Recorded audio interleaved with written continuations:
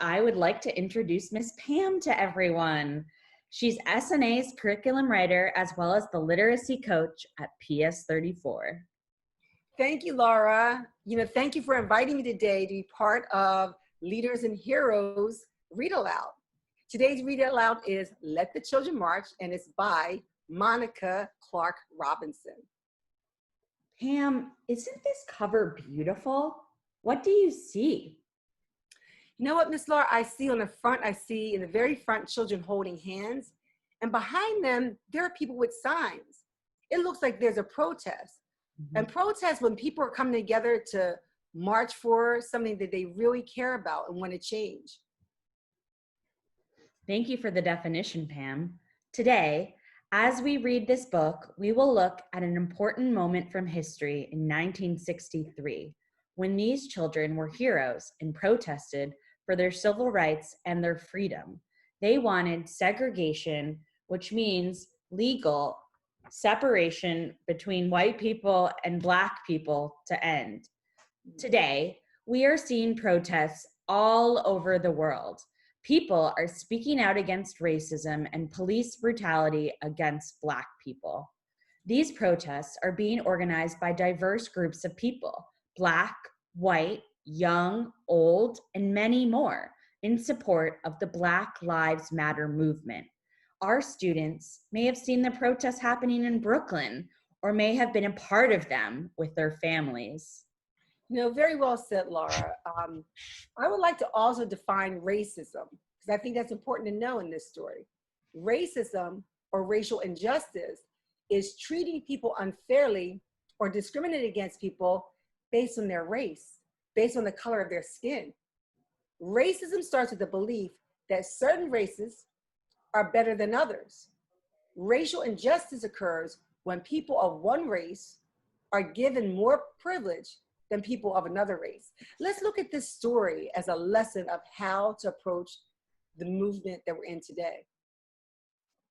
Look at all of these children. I see the word future and freedom. These are words children and students need to know today. Children are the future, and their beliefs and understanding of the world will make all of the difference. 1963, Birmingham, Alabama. I couldn't play on the same playground as the white kids. I couldn't go to their schools. I couldn't drink from their water fountains. There were so many things I couldn't do. Pam, why couldn't our narrator do all of these things that the white kids were able to do in Alabama? Well, Laura, earlier you defined segregation as separation. These are examples. All those things that you mentioned are examples of segregation, which legally ended in 1954 with Brown versus Board of Education. However, those laws didn't end in Alabama till 10 years later. And in 1983, when I was growing up, even though segregation is supposed to be over, there were still pools and places I couldn't go just because of the color of my skin. And that was in 1983. Is that even legal, Miss Pam? Not legal, Miss Laura, but people found ways around those laws even to this day.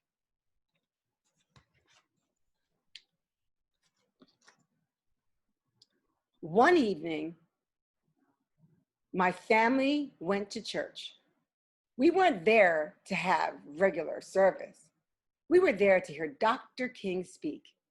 We were there to plan. Laura, they said the name Dr. King. They're talking about Dr. Martin Luther King, who was a civil rights leader in the 1950s and 60s, and he led people through peaceful protests of nonviolence. He was truly a hero. And you know what? I'm wondering what they're planning. She said they're going to plan some things. What are they planning? What do you think? Let's find out. He wanted to raise an army of peaceful protesters to fight for freedom. His brown eyes flashing fire and love. Dr. King told us the time had come to march.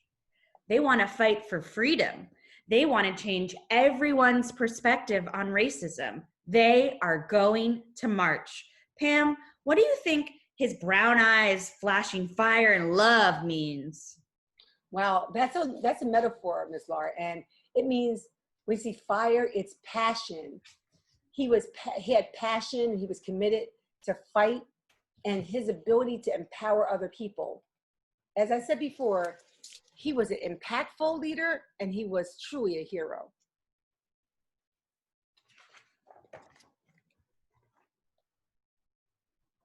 If I march, Mama said, I'll lose my job sure enough. I can't march, Daddy said. I got a family to feed. The weight of the world rests on our parents' shoulder. But this burden, this time, didn't have to be theirs to bear. Wow. What did you see in this picture, Ms. Laura? What might they be thinking? That maybe they can take on the burden for their family? Maybe. I don't have a boss to fear, my brother said, or lose a job. We can march this time. We'll be Dr. King's army, I said. I'll be fine, Daddy, I promised. Don't worry, Mama. Wow, Pam, they plan on marching. That seems pretty hero-like to me. You know, it very much so is. They want to fight for their freedom. These kids have every right to stand up for what they believe in. Just like kids today. They have their own voice. Mm-hmm.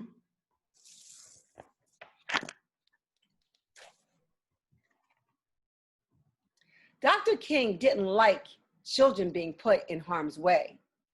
He was a daddy too, after all. But he said that though they were young, we were not too young to want our freedom.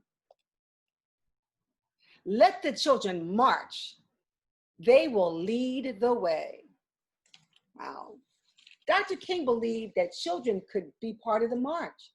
Even though there could be harm, children would lead the way. Miss Laura, what kind of harm could there be for children? Well, like the protests today, the police were not responding to these nonviolent protests with nonviolence. They responded with violence. So perhaps the children could witness and be a part of some violence.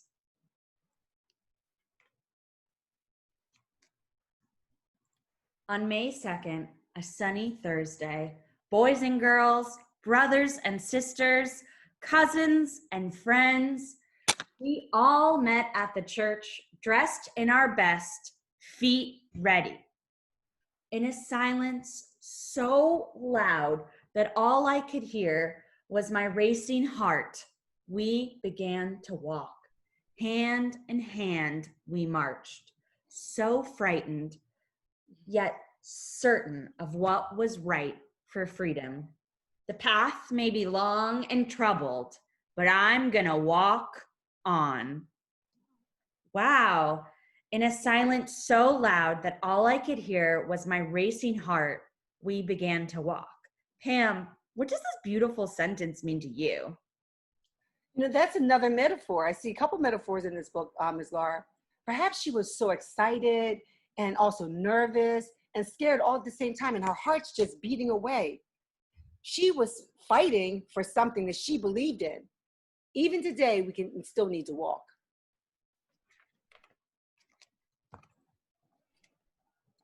Would I be hurt? Would we be heard? Would it all be worth it in the end? I wanted to run from the angry faces in the crowd, run from danger, run from fear.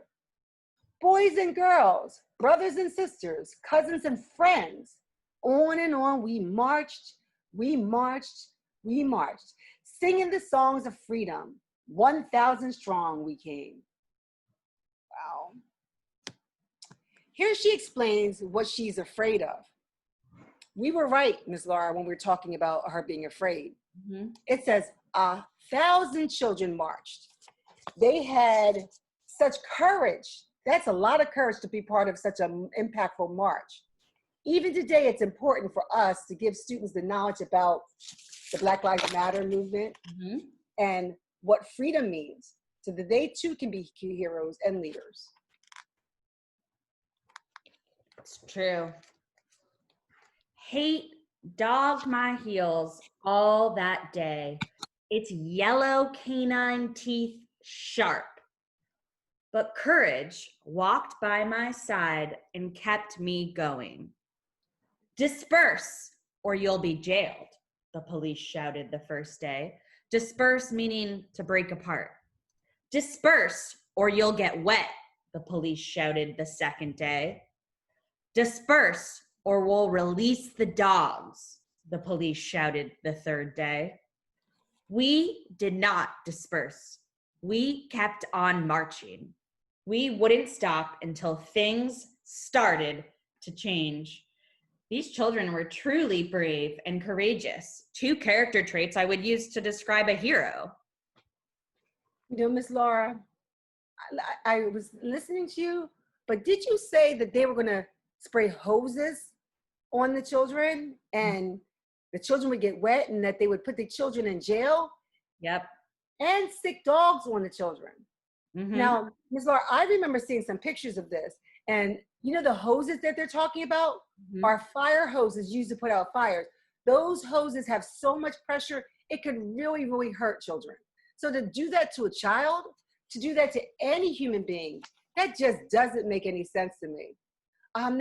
These kids must have really believed in marching for their rights, for them to endure that kind of harshness. It's rough. Yeah, they're examples of police brutality, which is an excessive use of force on any person when doing their jobs as police officers. The hose could bruise the children easily, as Miss Pam says. Yes.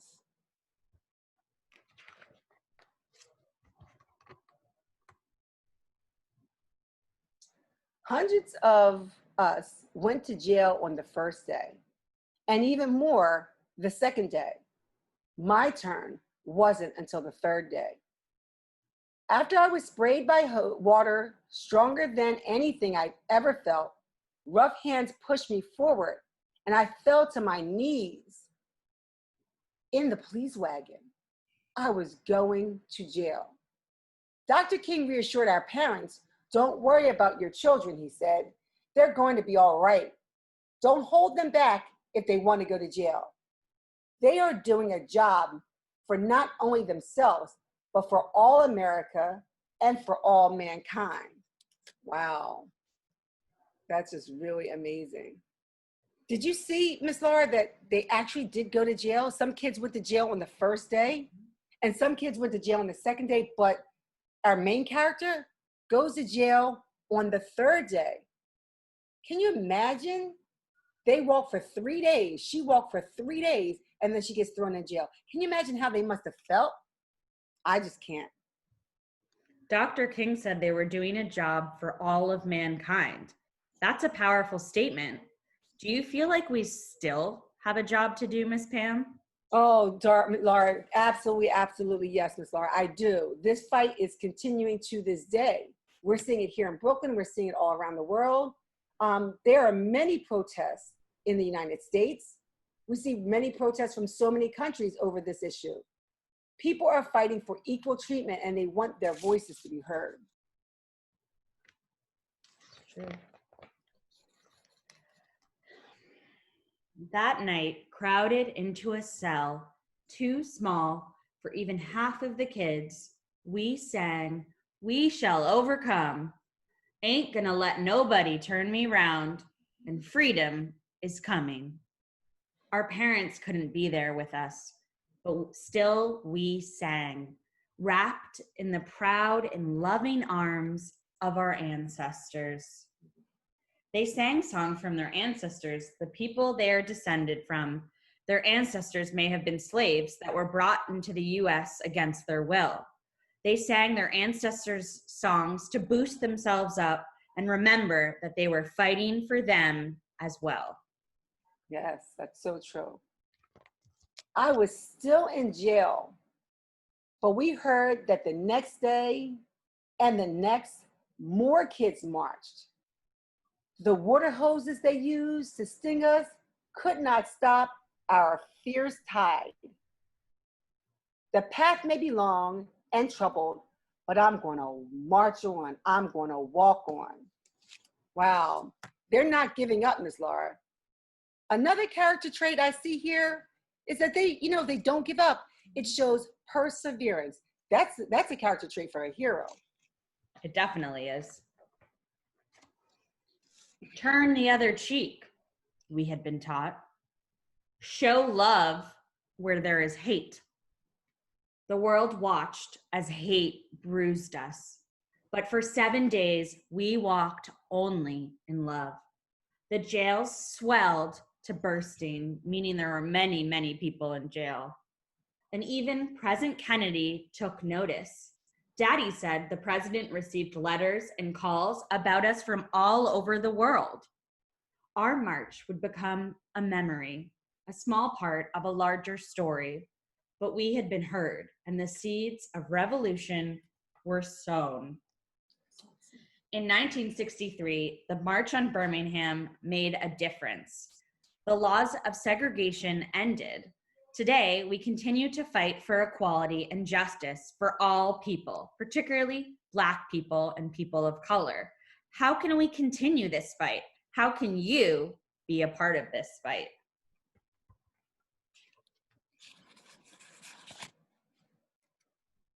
Two days and nights, I stayed in the jail. Some stayed even longer. When I left, I was tired and sore, and my best dress was ripped. But my smile was as wide as the Mississippi River. I made a difference. I am so proud of you, baby girl, Mama said. Your march was what made them see. With nothing more than our feet, our voices, and our courage, we had done what others could not. Change was right around the corner. We felt like a cool breeze in an Alabama August. On May 10th, the great news rang out. Dr. King had reached an agreement with the white leaders of the city. Desegregation would begin. Our narrator has been part of something bigger than herself, and her actions show her dedication to the cause. She was able to play, Ms. Laura, a major role in making a difference for the people of Alabama. Not only Alabama, but I think it had an impact all over the world. Mm-hmm. She is a true hero. She, as well as the other 999 children that marched alongside Dr. King. It is truly amazing what children are capable of doing. Nicely said.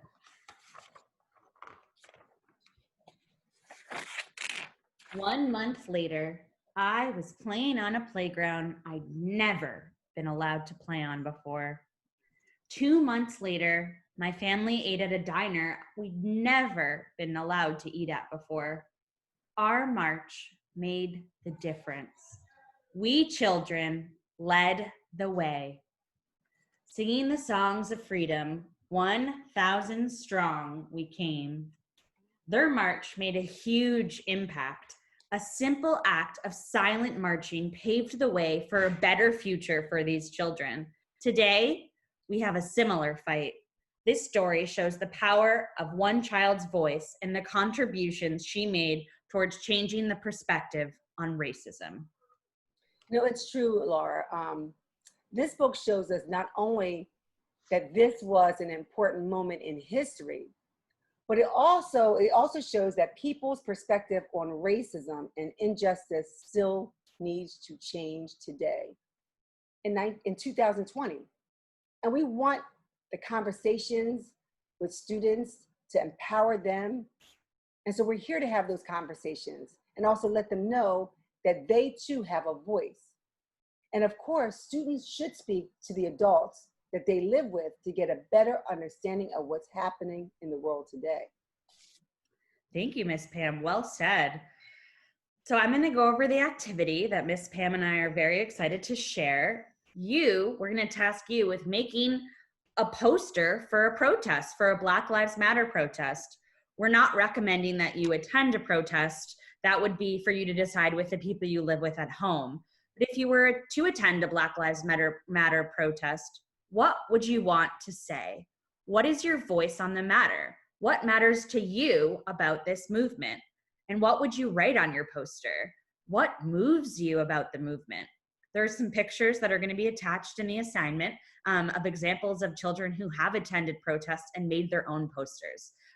We hope that you took this book as a lesson, and really we want you to know that we're open and want to have these conversations with you. And I really appreciate Miss Pam joining me today to read Let the Children March. Thank you, Miss Pam. Thank you, Ms. Laura, for having me. We look forward to seeing your posters. Post pictures of them, please. Yeah.